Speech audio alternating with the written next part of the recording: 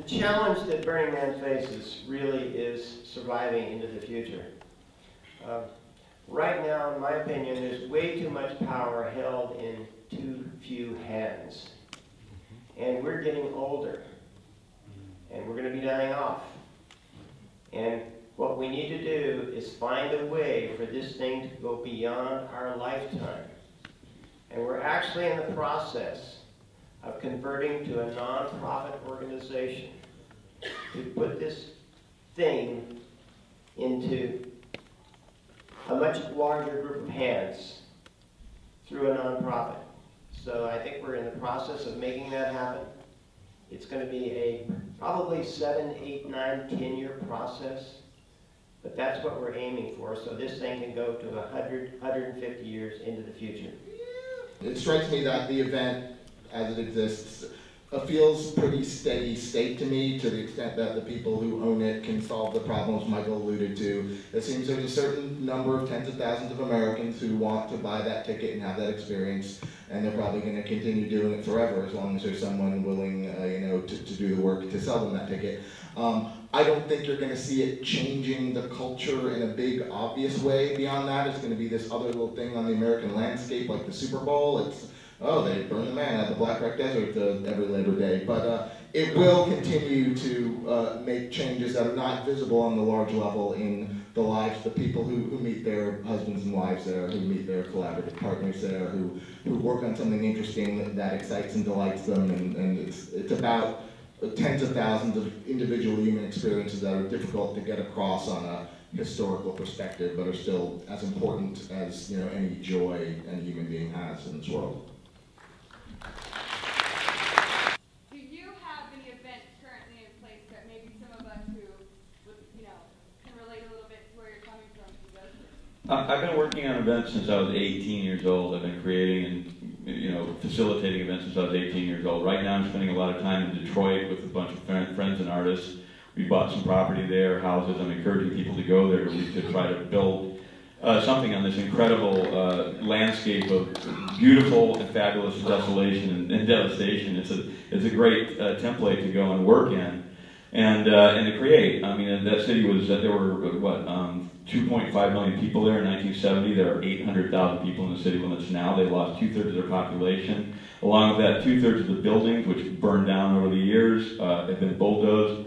And it has a big city infrastructure in place. Still, it's a little rickety here and there, but artists are moving there. You can buy a fucking house for $1,000. You can buy a house that you can walk into with a key and live in for $20,000.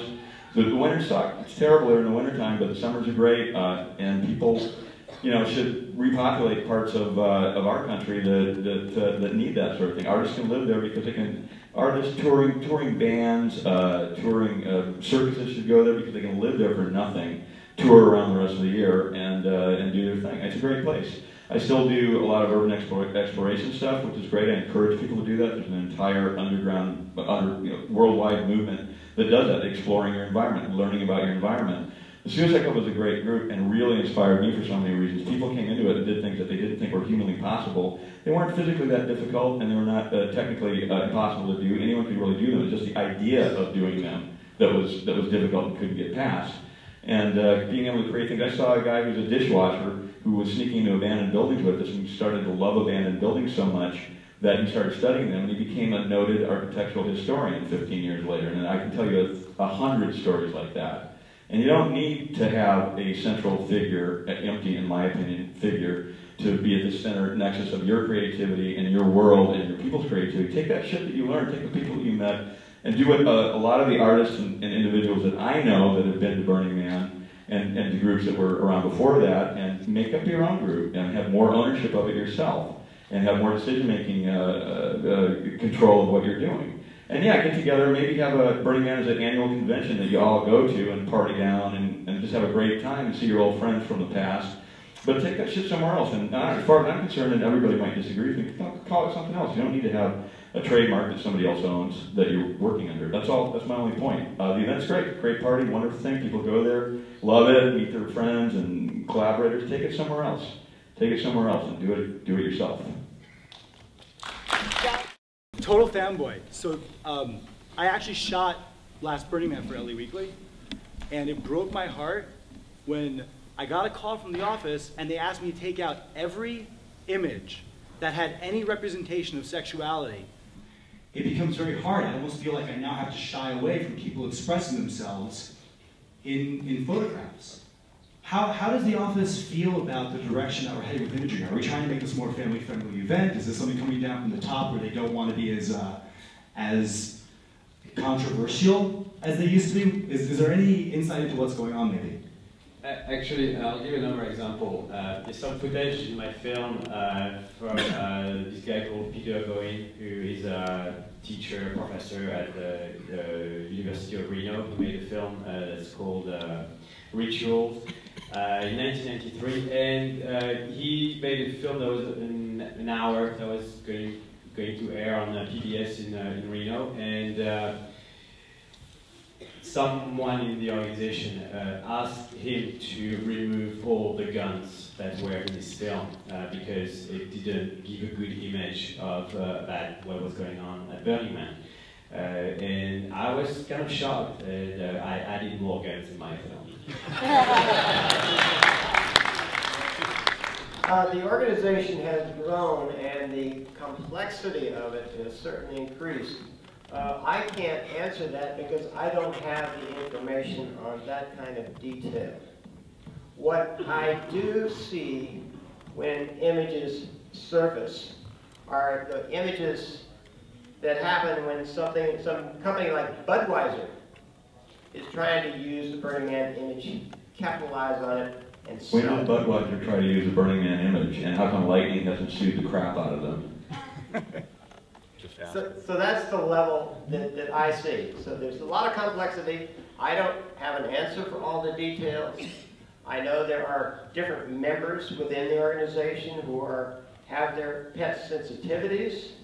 They're not always the same sensitivities that I have. So it's a very complex question and a complex issue. I'm sure it is complex organizationally if you're inside of it. What I found is exactly what you found is, as far as branding goes, they don't like sex and they don't like drugs. Those were the things I learned. And they don't like guns, that's pretty far in the past. They like art, they like community, they don't like sex, they don't like drugs. But. So Andy Grace personally told me that they will not censor anything in my film, but in the agreement it says no sex, no drugs. It didn't say no guns, but there is a strong feel that they want to control more than that of the image that comes out of what the photographers are doing with the pictures they're taking.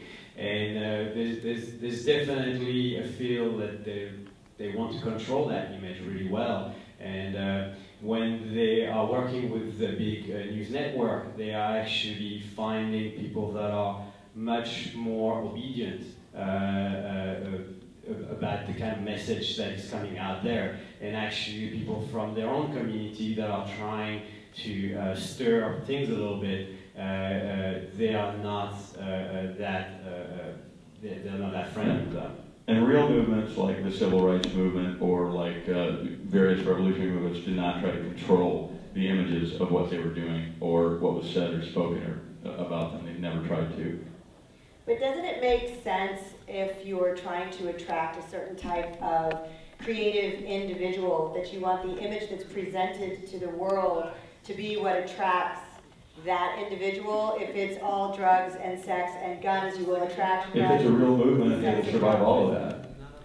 That's the second you become a business, you're not art festival anymore. You're trying to control the imagery of your business. I think putting a slight bit of a feel of pressure about censorship will kill creativity and will make some people stay away from doing something.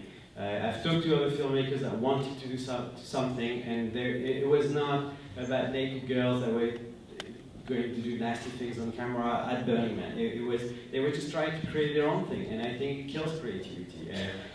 I think it's better to have a little bit of crap coming out, but have a feel of a much stronger freedom, and I think a lot more people will take on doing something if you let them, if you give them that feeling that they have the freedom to do it.